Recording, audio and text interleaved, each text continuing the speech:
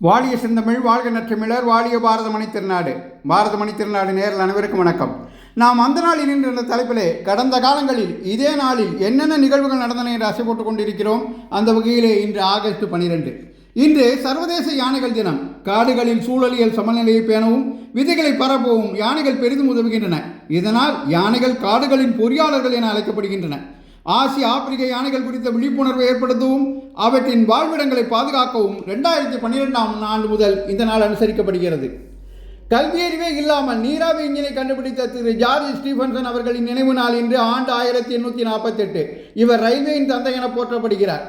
Pornography என்ற ஒளிப்பதிவு கருவியை திரு தாமஸ் ஆல்வா எடிசன் வெற்றிகரமாக கண்டுபிடித்து உருவாக்கிய நாள் இன்று ஆண்டு 1877.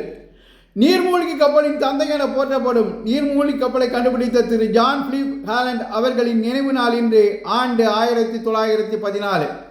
இந்திய விண்வெளி திட்டத்தின் தந்தை என்று போற்றப்படும் ஒரு மாபெரும் இந்திய இயற்பியலாளர் மற்றும் தொலைநோக்கு சிந்தனையாளர் டாக்டர் விக்ரம் சாராபாய் அவர்களின் பிறந்த நாள் இன்று ஆண்டு 1919.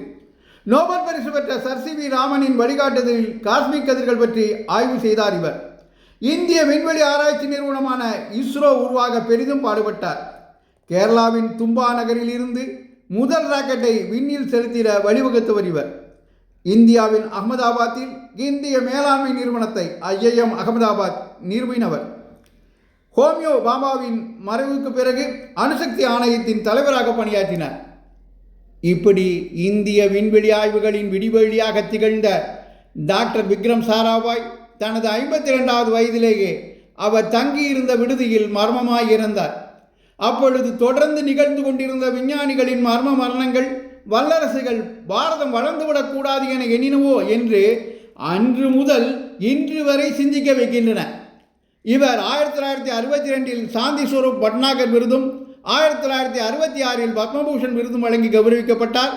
இறப்புக்கு பின் 1972ஆம் ஆண்டில் பத்மபூஷன் விருது வழங்கி கௌரவிக்கப்பட்டார். ஏவிஎம் திரைப்பட நிறுவன தயாரிப்பாளரான திரு ஏவிஎம் என அன்போடு அழைக்கப்படும் திரு ஏவி மெய்யப்ப செட்டியார் அவர்களின் நினைவு நாள் இன்று ஆண்டு 1979.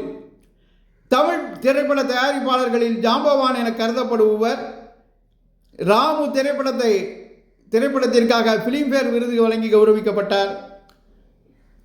தொடர்ந்து அந்த நாளில் இன்று என்ற இந்த தொடரை கேட்டு மகிழ்வோம். ஆறுமுள்ள பிறருக்கும் இதனை பகிருங்கள் என்று உங்களை அன்போடு கேட்டுக்கொண்டு விடைபெறுகிறேன். நன்றி, வணக்கம், ஜெய்ஹிந்த்.